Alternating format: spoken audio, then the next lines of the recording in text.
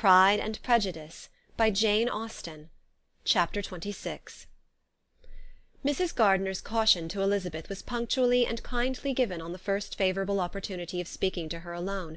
After honestly telling her what she thought, she thus went on. "You are too sensible a girl, Lizzie, to fall in love merely because you are warned against it, and therefore I am not afraid of speaking openly. Seriously, I would have you be on your guard. Do not involve yourself, or endeavour to involve him, in an affection which the want of fortune would make so very imprudent. I have nothing to say against him. He is a most interesting young man, and if he had the fortune he ought to have, I should think you could not do better. But as it is, you must not let your fancy run away with you. You have sense, and we all expect you to use it. Your father would depend on your resolution and good conduct, I am sure. You must not disappoint your father." "My dear aunt, this is being serious indeed." "Yes, and I hope to engage you to be serious likewise." "Well, then, you need not be under any alarm. I will take care of myself, and of Mr. Wickham too. He shall not be in love with me, if I can prevent it." "Elizabeth, you are not serious now." "I beg your pardon, I will try again.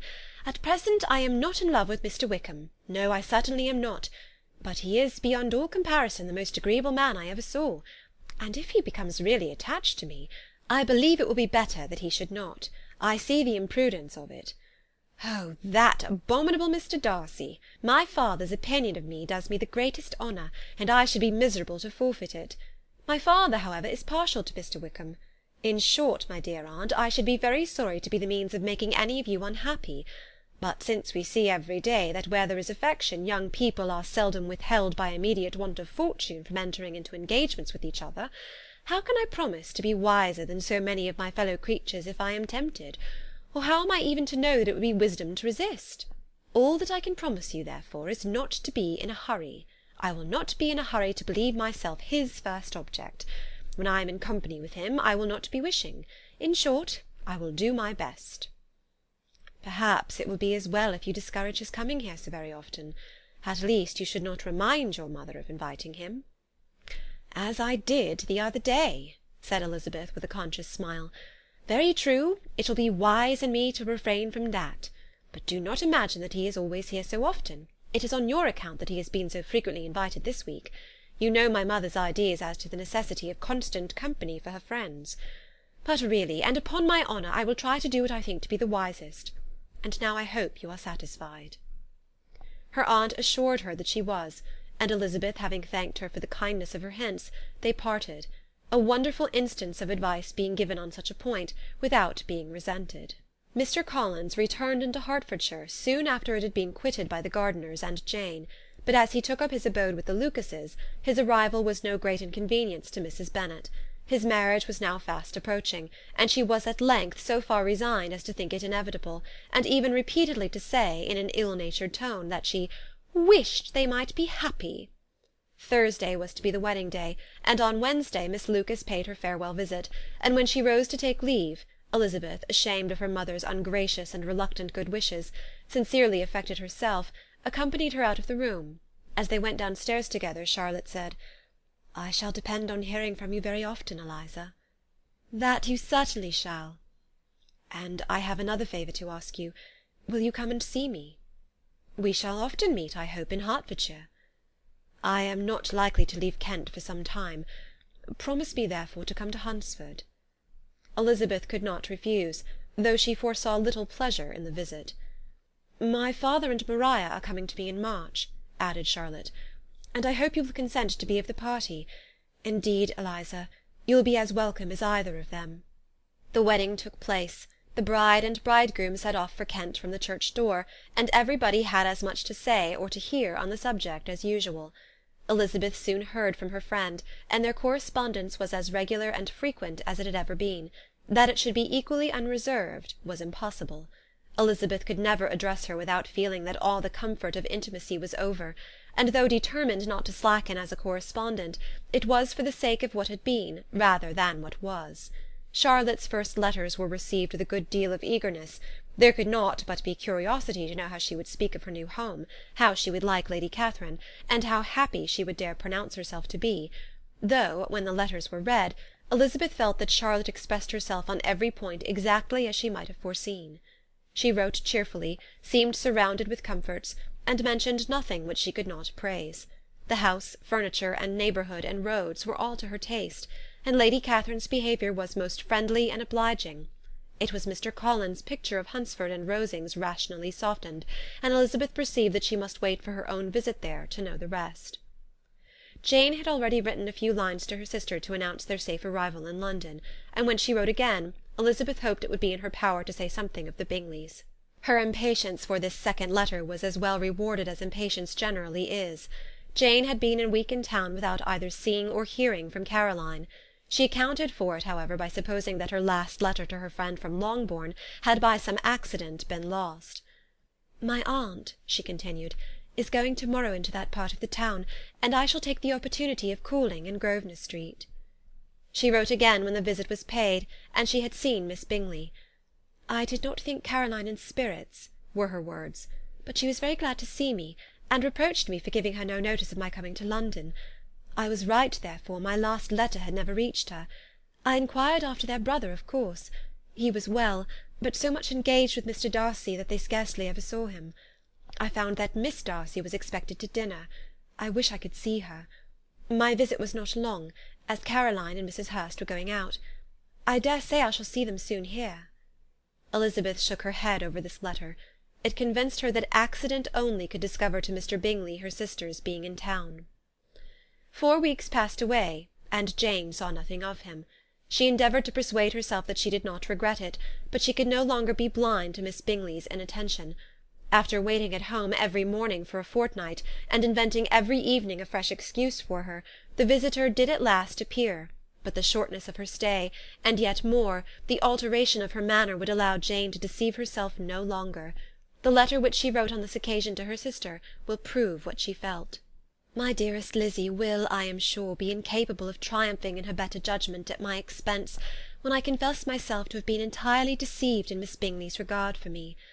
But, my dear sister, though the event has proved you right, do not think me obstinate if I still assert that, considering what her behaviour was, my confidence was as natural as your suspicion.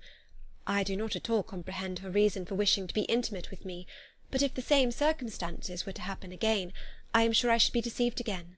Caroline did not return my visit till yesterday, and not a note, not a line, did I receive in the meantime. When she did come, it was very evident that she had no pleasure in it. She made a slight, formal apology for not calling before, said not a word of wishing to see me again, and was in every respect so altered a creature, that when she went away I was perfectly resolved to continue the acquaintance no longer. I pity, though I cannot help blaming her. She was very wrong in singling me out as she did. I can safely say that every advance to intimacy began on her side. But I pity her, because she must feel that she has been acting wrong, and because I am very sure that anxiety for her brother is the cause of it. I need not explain myself further, and though we know this anxiety to be quite needless, yet if she feels it, it will easily account for her behaviour to me, and so deservedly dear as he is to his sister, whatever anxiety she must feel in his behalf is natural and amiable. I cannot but wonder, however, at her having any such fears now, because if he had at all cared about me, we must have met long ago. He knows of my being in town, I am certain, from something she said herself, and yet it would seem, by her manner of talking, as if she wanted to persuade herself that he is really partial to Miss Darcy. I cannot understand it. If I were not afraid of judging harshly, I should be almost tempted to say that there is a strong appearance of duplicity in all this.